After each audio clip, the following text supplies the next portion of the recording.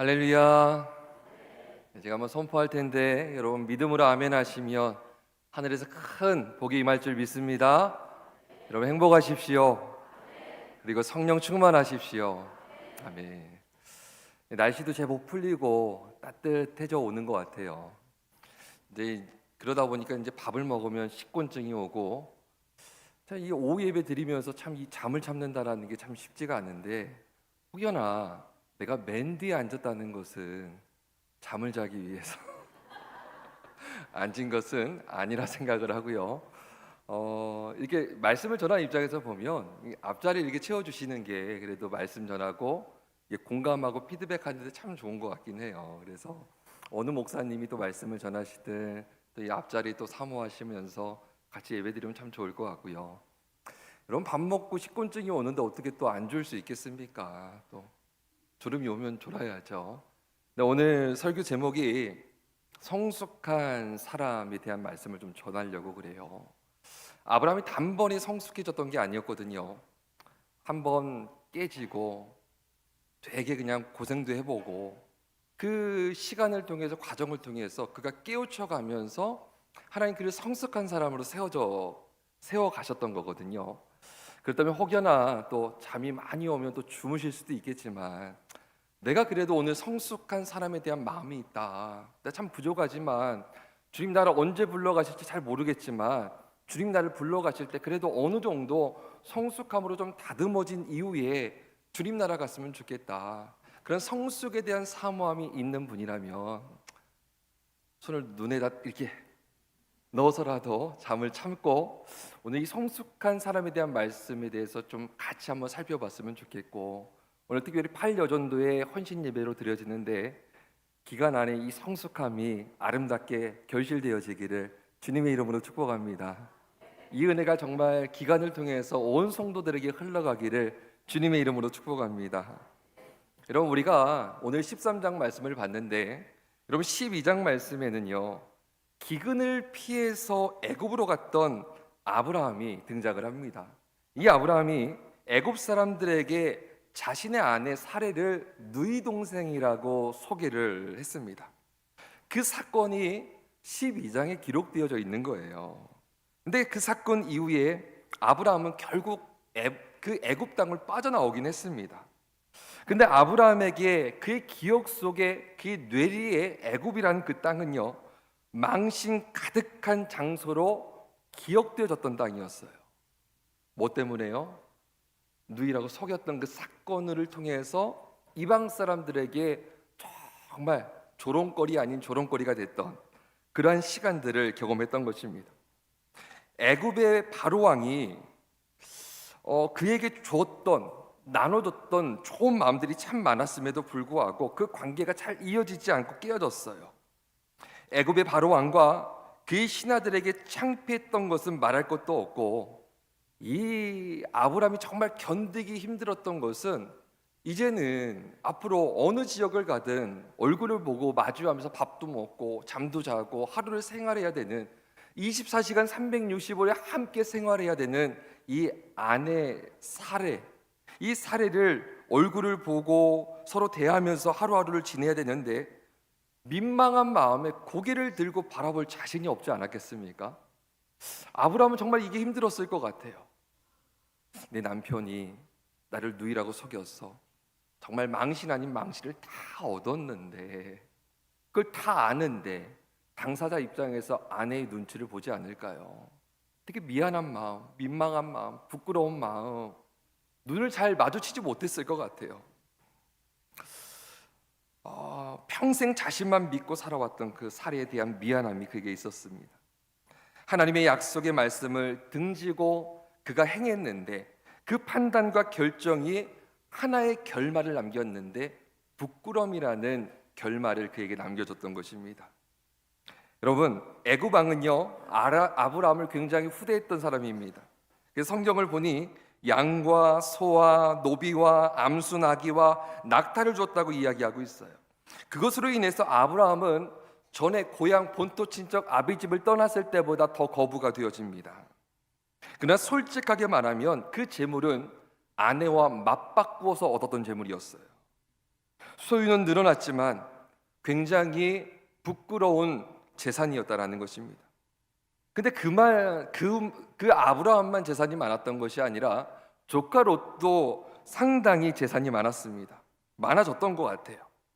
그 재산을 관리하는 것 또한 힘든 일이었는데 더 큰 문제가 하나 있었던 거죠. 아브라함도 그렇고 롯도 그렇고 소유한 재산은 너무 많은데 정착해서 살아갈 땅이 없다라는 거. 이 수많은 재산을 가지고 계속해서 이동하며 살아가야 됐다라는 거예요.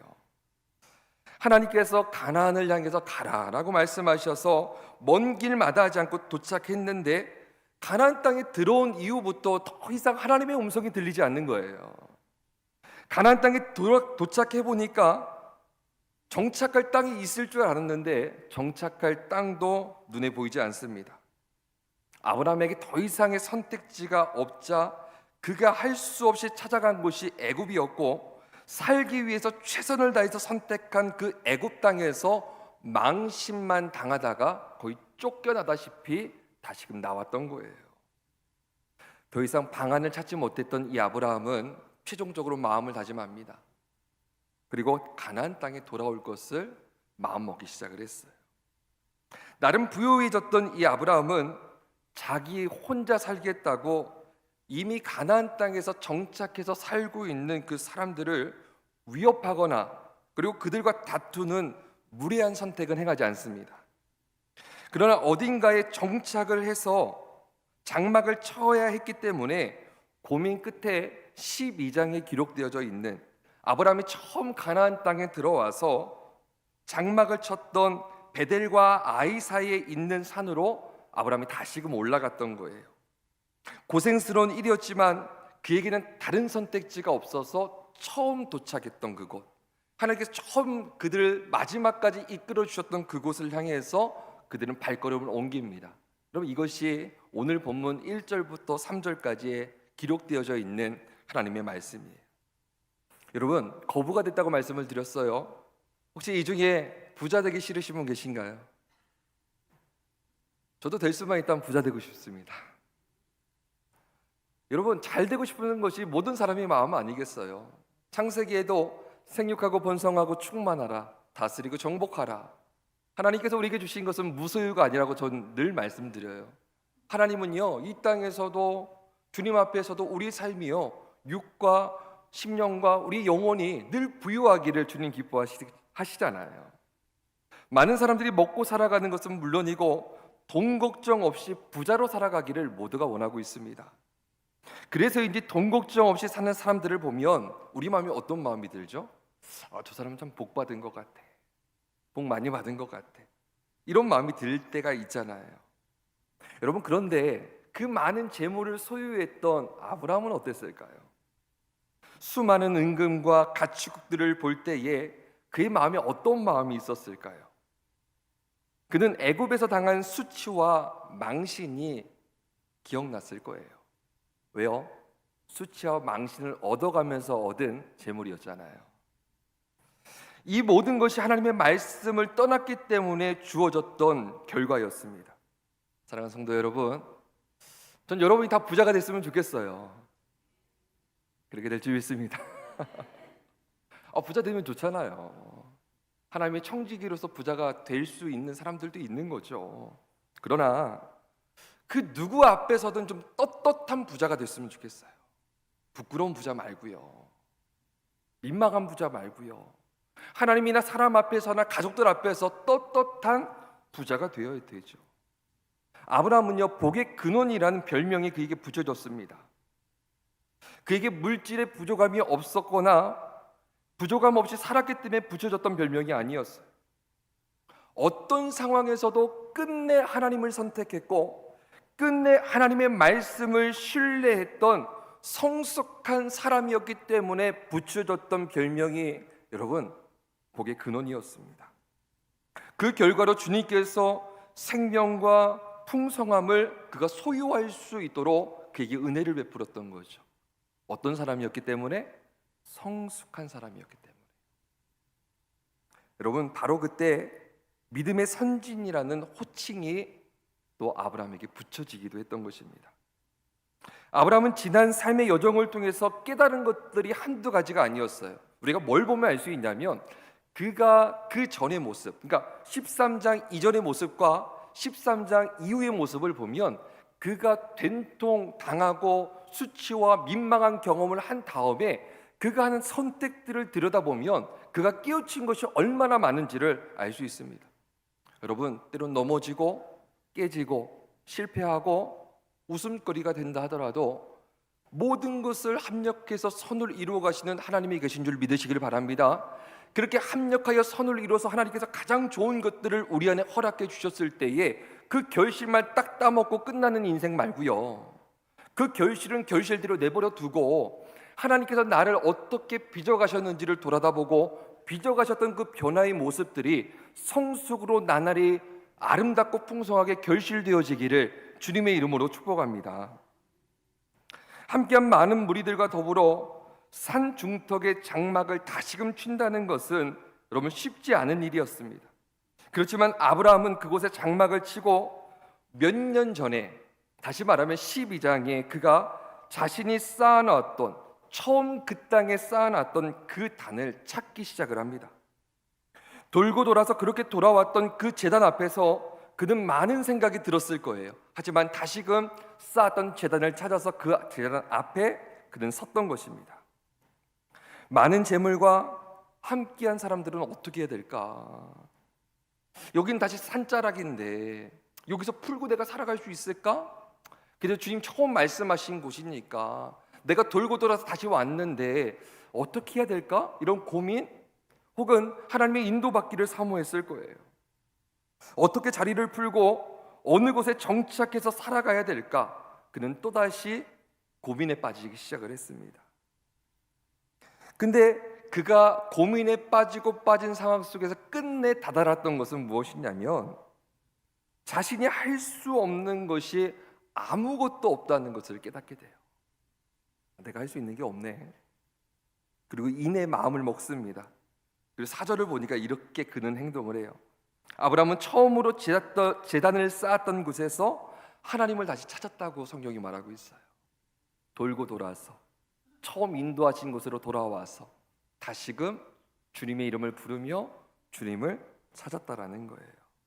하나님, 저를 이곳까지 인도해 주셨으니까 출발도 시작도 이끄신 분도 하나님이시니까 하나님 좀 도와주세요. 하나님 어떻게 해야 될지 모르겠어요. 애굽에서 너무 망신 많이 당하고 와서 제 지혜로 하는 거 이거 아닌 것 같아요. 하나님이 도와주셔야 될 것 같아요. 하나님 좀 은혜 주시고 제 지각도 열어주시고 깨닫게 해주셔서 저를 좀 다음 길로 다음 행보를 내디딜 수 있도록 하나님 인도해 주세요. 자신이 하려고 계획했던 모든 것을 아브라함은 내려놓기 시작을 합니다. 그리고 하나님께 고백합니다. 하나님, 제가 할 수 있는 것이 아무것도 없습니다. 제게는 힘도 없고 지혜도 없습니다. 주님이 도와주셔야만 합니다. 사랑하는 성도 여러분, 성숙한 사람은요, 오늘 성숙한 사람에 대해서 보고 있잖아요. 성숙한 사람은요, 자신이 할 수 있는 일이든 자신이 할 수 없는 일이든 하려고 했던 모든 것을 하나님 앞에 내려놓는 사람이 성숙한 사람입니다. 여러분, 성숙한 사람은요, 내려놓은 자리에서 주님을 찾는 사람이 성숙한 사람이에요. 여러분, 그 과정을 통해서 하나님께서 이 아브라함을 성숙한 사람으로 세워갔던 거예요. 여러분, 한 아버지와 한 아들이 있었습니다. 아버지가 아들에게 큰 화분, 어른이 혼자 들기도 참 쉽지 않은 그런 화분을 딱 보여주면서 아들, 이 화분을 좀 이쪽으로 조금만 더 네가 옮겨보렴이라고 얘기를 합니다. 아이는 아빠하고 관계가 원래 좋아서 그런지 모르겠지만 아빠 내가 한번 해볼게 하고 화분을 들었어요. 들어서 옮겨보려고 하지만 이 화분이 꼼짝도 하지 않는 거예요. 어린 아이가 들 수 있는 그런 무게의 화분이 아니었던 거죠. 나름 오기가 생겨서 더욱 힘을 내봅니다. 그리고 결국 옮기지 못한 채로 너무 승부욕이 있었는지 모르겠지만 너무 억울했는지 답답했는지 눈물을 흘리기 시작을 합니다. 울음을 터뜨렸어요. 그때 아버지께서 아이에게 말 한마디를 건넵니다. 아들, 너는 말이야, 이 화분을 여기에서 이쪽으로 옮기는데 너는 너가 갖고 있는 힘을 다하지 않았어. 그래서 너가 옮길 수 없었던 거야 라고 얘기를 합니다. 아이가 울먹이면서 얘기해요. 너무나 억울하다는 얼굴 표정을 가지고 아버지에게 얘기합니다. 아빠, 나는 힘을 다해서 옮기려고 했어. 그런데 안 된 거야. 아빠, 어떻게 나한테 그렇게 얘기할 수 있어? 나는 온 힘을 다 실어서 해봤다니까. 그런데 안 된 거라고. 근데 아버지가 다시 아들에게 말합니다. 아들, 너는 이 큰 화분을 옮기는데 네 힘으로 하려고 했지. 이 화분을 옮겨줄 수 있는 아빠한테 단 한 번이라도 옮겨달라는 말 해본 적 있어? 라고 얘기했던 거예요. 하나님은 여러분에게 가정도, 기업도, 사업과 직장도, 여러분의 자녀들도, 여러분의 인생에 펼쳐져 있는 수많은 것들을 여러분에게 맡겨주셨어요. 네 힘으로 열심히 해봐, 이거 아니잖아요. 내가 할 수 있어도 내려놓고 묻는 거죠. 하나님 어떻게 해야 됩니까? 할 수 없는 거면 더 내려놓고, 내려놓은 그 자리에서 십자가 붙들고 주님 도와주세요. 주님이 도움의 손길이 필요해요. 이런 고백과 믿음을 하나님 우리 안에 기뻐하신다라는 거예요. 여러분, 내 자신이 책임져야 하는 버겁고 힘든 일들이 여러분 눈앞에 놓여 있을 때 어떻게 풀어가야 될지 한 치 앞도 보이지 않을 때에 그 암흑 같고 초조한 상황 속에서 여러분은 어떻게 행동을 하십니까? 어떻게 그 일들을 풀어가고자 여러분은 애를 쓰고 계십니까? 어떤 사람은 그 상황이나 혹은 타인을 탓하면서 원망을 일삼고 그렇게 세월을 소비하면서 자신의 인생을 살아가는 사람들도 있더라고요. 그리고 어떤 사람은 맞닥뜨린 현실을 외면하면서 현실을 도피하기 위해 목숨을 끊는 극단적인 선택을 하는 사람들도 있어요. 극단적이냐 아니냐 그 경중의 문제지만 많은 사람들이 그 경중 안에서 이 안에서 많이들 행동하며 살아가는 것 같아요. 이러한 생각이, 이러한 마음이 여러분 마음에 들어오면 들어올수록 여러분 이런 생각을 하셔야 돼요. 내가 정신 바짝 차려야 되겠다.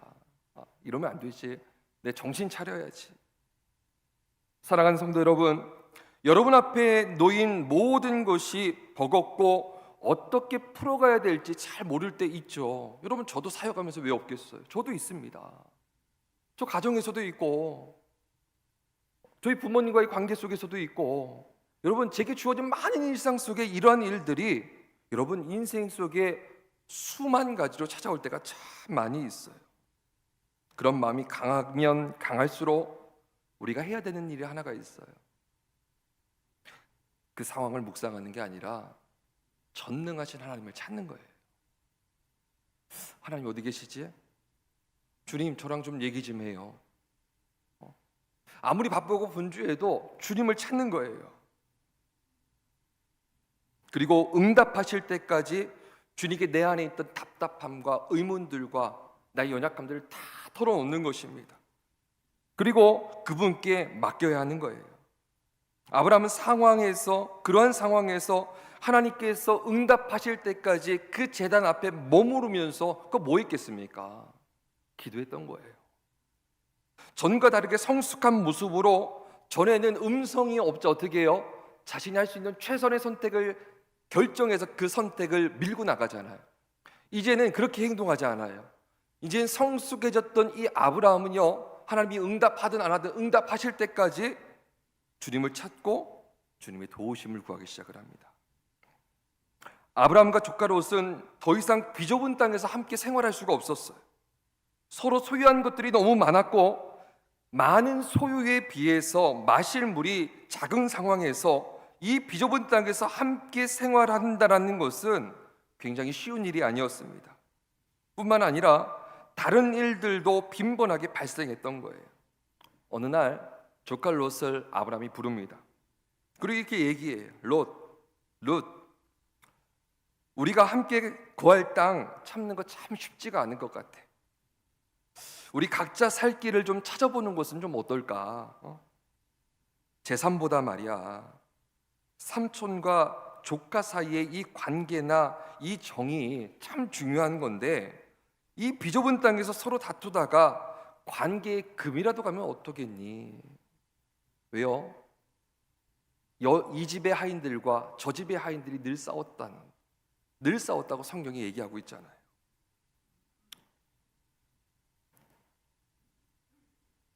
롯, 내가 먼저 어느 땅에 살아갈 것인지 한번 정해봐. 그러면 나는 너가 선택하지 않은 땅을 한번 찾아볼게. 그게 오늘 본문 말씀 5절부터 9절까지 기록된 말씀이에요. 많은 사람들은 재물과 소유가 많으면 문제없이 평안하게 살 거라고 생각할 때가 있어요. 대다수가 그러겠죠. 왜요? 많이 가져보지 못했으니까. 모든 것을 다 가져본 사람은 그럴 거라고 막연하게 생각할 때가 있는 거죠. 근데 소유가 많아 삶이 부유해져도 해결하지 못하는 문제는 있기 마련입니다. 얻은 재물로 인해서 중요한 것을 잃어버리는 경우가 얼마나 많은지 몰라요. 여러분, 친구가요, 그리고 형제가요, 그리고 부모가, 그리고 우리 동료들이 여러분 재물보다 중요하다는 사실을 기억하십시오. 사람이 재물보다 중요하다라는 것을 여러분 놓치지 마세요. 재물보다 사람이 훨씬 더 중요합니다. 성숙한 사람은 무엇이 더 소중한지 분별할 수 있는 사람이에요. 성숙한 사람은 재물과 사람 사이에서 과감하게 사람을 선택을 합니다. 오늘 아브라함이 그러잖아요. 사람을 선택하잖아요. 아브라함이 무엇이 중요한지 그 누구보다 잘 알았던 성숙한 사람이었습니다. 내가 더 소유해야겠다.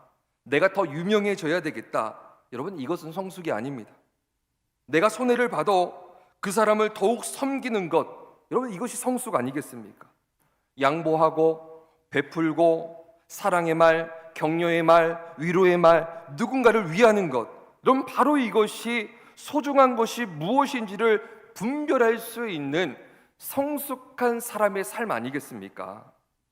아브라함은 깊이 사랑하고 아끼는 마음으로 롯에게 먼저 선택권을 제공합니다. 중요한 것이 무엇인지 분별하고 이를 선택하는 삶, 그럼 이것이 성숙이었어요. 근데 롯은요, 이 이야기를 듣자마자 기다렸다는 듯이 독립해서 마음껏 살아갈 땅을 찾기 시작을 합니다. 열심히 찾아본 후에 아브라함에게 말해요. 삼촌, 제가 동쪽으로 갈게요. 동쪽은 요단강이 흐르는 넓은 평원이 있어요. 살기 아주 좋은 땅이에요. 저는 그 땅에 가서 한번 살아볼게요. 여러분, 부자였던 롯이 갈 만한 땅이 얼마나 많았겠습니까? 재물이 많았기 때문에 그를 환영하는 사람들도 많았을 거예요. 오랫동안 산지에서 지내다가 평지에 내려와서 장막을 치니까 롯과 함께 있던 사람들은 굉장히 기뻤을 거예요. 동쪽으로 그렇게 이동해서 갔던 거죠. 근데 끝내 장막을 치고 동쪽으로 향했던 그 롯은 동쪽의 파라다이스라고도 불리우는 소돔까지 가게 됩니다. 여러분, 동쪽은 한 번도 경험해보지 못했던 새로운 세계가 펼쳐져 있는 땅이었어요. 비옥한 자연 환경으로 소와 양은 말할 것도 없고 모든 것들이 풍성했던 땅이 소돔이었습니다. 모든 것에 넘쳐나서 그런지 모르겠지만 그곳 사람들은 타락하는데도 모든 정열을 다 쏟아부었던 사람들입니다. 먹고 술 마시는 일에 많은 시간을 보냈고 성적인 일에도 기준이 없었습니다. 기막힌 것은 동성인 남자가 남자와 여자가 함께 사랑을 나눕니다. 여러분, 성의 이름이 소돔인 것도 남자와 남자, 여자와 여자인 이 동성 간의 성행위하는 본산지라는 의미로 지어진 이름이 소돔이라는 이름이에요.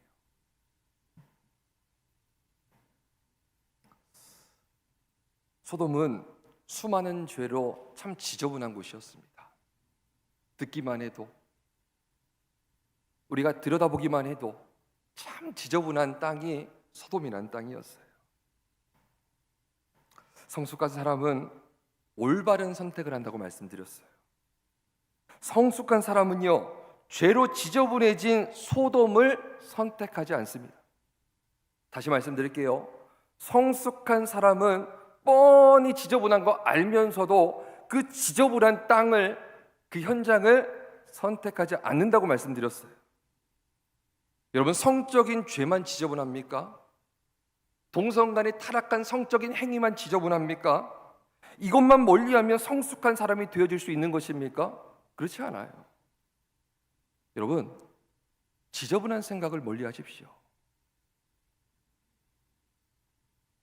지저분한 생각을 멀리하라고요.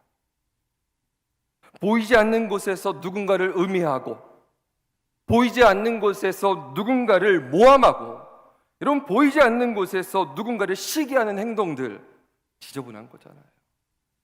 지저분한 거잖아요. 성적인 것만 지저분합니까? 이런 생각, 이런 행동, 이런 모임, 여러분 지저분한 거 아닙니까? 이제는 끊어내십시오.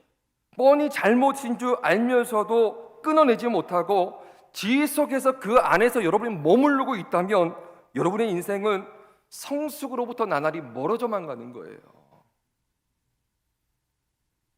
소돔 그곳은 죄악의 장소로 소문이 나 있었어요.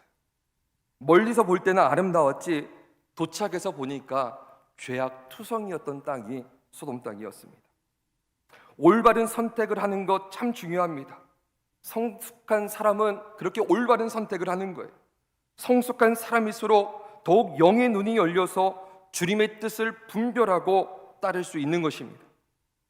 풍요한 곳과 생명이 있는 곳은 전혀 다른 이야기예요. 풍요하다고 생명이 있습니까? 생명이 있다고 늘 풍요합니까? 그렇지 않다라는 거예요. 보여지는 아름다움 그 자체가 축복이 아니라는 것입니다. 중요한 것은 풍요한지 아름다운지가 아니라 그 현장에 하나님께서 함께하고 계신지, 그 사람에게 하나님께서 함께하는 사람인지, 그 현장과 그 사람이 하나님과 함께 동행하고 있는 그 여부가 여러분 무엇보다 중요한 거 아니겠습니까? 그렇기 때문에 영안이 열려야 되는 거예요. 눈이 열려야 되는 거예요. 눈이 열리지 못하면 자기가 무슨 행동과 무슨 짓을 하고 있는지도 모른 채 심취돼서 그 일들을 계속해서 진행하며 살아가는 거예요. 하나님께서 계신 곳, 하나님께서 함께하는 사람들을 바라보는 눈이 우리에겐 필요합니다. 하나님의 시선을 지닌 성숙한 사람은 주님의 뜻을 알기 위해서 하나님께 끝없이 묻고 따르기를 주저하지 않는 사람들이에요. 성령의 인도하심을 받기 위해 온 열정과 에너지를 집중시키는 사람. 사랑하는 성도 여러분, 건축가의 눈에는 건축물만 보입니다. 미술가의 눈에는 미술품만 보여요. 음악가의 눈에는 악보와 악기가 보이고 아이들의 눈에는 장난감이 보입니다. 그렇다면 여러분의 눈에는 무엇이 자주 보입니까? 그것이 나의 영적인 수준인 거예요. 그것이 나의 영적인 성숙인 것입니다. 영안이 열린 성숙한 하나님의 사람은 하나님의 말씀과 성령의 인도하심에 자신의 모든 오감을 다 열어놓고 우리의 영혼을 맡기고 그 뜻을 바라보고 쫓아 살아가기에 모든 것을 집중하는 사람들이에요. 그 놀라운 은혜가 여러분의 생애 속에 가득하기를 주님의 이름으로 축복합니다. 아브라함은 갈 곳이 없었어요. 동으로도 못 가고, 그러다가 서쪽으로 가자니 그곳에는 산과 바다가 막혀져 있고 바라볼 곳은 하늘밖에 없어서 하늘을 바라보고 주님을 찾습니다. 그때 비로소 주님의 음성이 들려오기 시작을 해요. 14절부터 17절까지의 말씀. 아브라함, 동서남북 봐봐. 지금 내가 보고 있는 모든 땅을 너한테 다 줄게. 그것도 영원히 줄 거야. 내 자손이 땅에 티끌같이 많아져서 그 영원토록 줄 그 땅에서 살아가게 될 거야 라고 얘기를 합니다. 마태복음 5장 9절에는 이런 말씀이 있습니다. 화평하게 하는 사람은 복이 있다고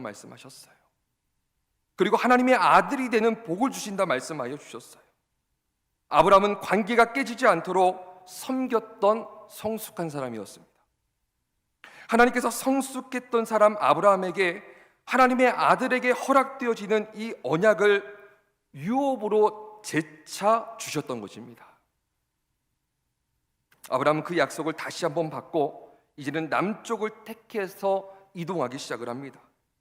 아무것도 없을 줄 알았는데 하나님께서 예비하셨던 땅이 그곳에 있는 것을 발견하기 시작을 해요. 그곳의 이름을 오늘 18절 말씀을 보니 헤브론이었다라고 성경이 말하고 있어요. 가나안에 들어와서 처음 발을 뻗고 정착했던 땅, 아브라함이 장막 친 곳에서 마물의 상수리 수풀이 있었는데 이 아브라함이 다시금 어떻게 합니까? 그곳에 또 제단을 쌓고 하나님께 감사 제사를 드렸다라고 성경이 말하고 있어요. 사랑하는 성도 여러분, 좀 말씀을 좀 마치고 정리하려고 합니다. 아브라함이 오늘 13장 18절 말씀까지 끌어오셨던 하나님 한번 묵상해 보세요. 12절과 13절의 아브라함은요 전혀 다른 사람이에요. 여러분, 우리도 고생하잖아요. 넘어지잖아요. 힘든 일 경험하잖아요. 그럼 그 시간을 통해서 배우고 성장해야죠. 제가 장례를 치를 때마다 가끔씩 전하는 말씀이 있습니다. 생명이 있는 것은 자라나게 되어 있다. 자라나지 않는 것은 여러 가지 이유가 있겠지만 그 중에 가장 중요한 이유는 생명이 없기 때문이다. 우리 안에 예수 그리스도의 생명이 있잖아요. 그럼 자라나야죠. 너는 내 앞에 서서 완전하라. 그리스도 예수의 장성한 분량이 충만한 데까지 이르러라. 이것이 하나님의 뜻이잖아요. 그럼 성장해야죠. 성장해야죠. 아브라함은 넘어지고 깨지고 자빠져도요 그 상황 속에서 배웠어요. 그리고 깨우쳤어요. 그리고 반복하지 않았어요. 그리고 하나님 앞에 성숙함으로 반응하기 시작을 합니다. 성숙한 사람은요 내 힘으로 하려 하지 않습니다. 내 힘과 나의 모든 계획을 하나님 앞에 다 내려놓고 주님을 붙들고 주님 도와주세요. 이거 내가 할 수 있는 거고 내가 알고 있는 거지만 그래도 도와주세요. 그렇게 맡기고 그렇게 믿음으로 발을 내딛는 사람, 이런 사람 성숙한 사람 아닙니까? 여러분이 그렇게 되어지기를 축복합니다. 성숙한 사람은요 무엇이 소중한 것인지 분별할 수 있는 사람이에요. 재물보다 명예보다 그 어떤 것보다 사람이 더 소중함을 명확히 알고 있는 사람. 그렇기 때문에 사람을 귀하게 여기고 사랑으로 격려하고 양보하고 베풀면서 그 사람을 섬기는 사람, 그래서 주님으로부터 하나님의 아들이라 칭함받을 수 있는 사람, 여러분 그런 사람 되십시오. 여러분 성숙한 사람은 올바른 선택을 합니다. 그렇기 때문에 지저분한 자리 가지 않아요. 지저분한 자리가 있으면 떠납니다. 하나님께서 싫어하시는 자리를 떠나야 하는 거예요. 음해하고 모함하고 시기하는 자리들 여러분 끊어내십시오. 성숙한 사람은 영안이 열린 사람이에요. 영안이 열려서 하나님의 말씀과 성령의 인도하심에 내 뜻을 포함한 자신의 모든 오감과 영혼을 맡기고 하나님의 뜻을 바라보고 쫓는 사람, 성숙한 사람이죠. 성숙한 사람은 모든 것을 주의 은혜인 것을 입술로 고백하면서 그렇기 때문에 감사할 수 있고 모든 영광은 자신이 취하는 것이 아니라 하나님께서 하셨다고 주님께 올려드리는 사람, 성숙한 사람이죠.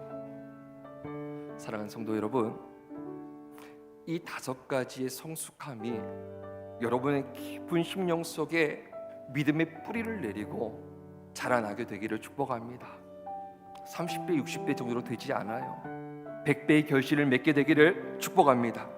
성숙한 사람의 복된 모습이 여러분의 생애 속에 구석구석 나타나게 되기를 여러분 주님의 이름으로 축복합니다. 주님의 이름으로 축복합니다. 주님의 이름으로 축복합니다.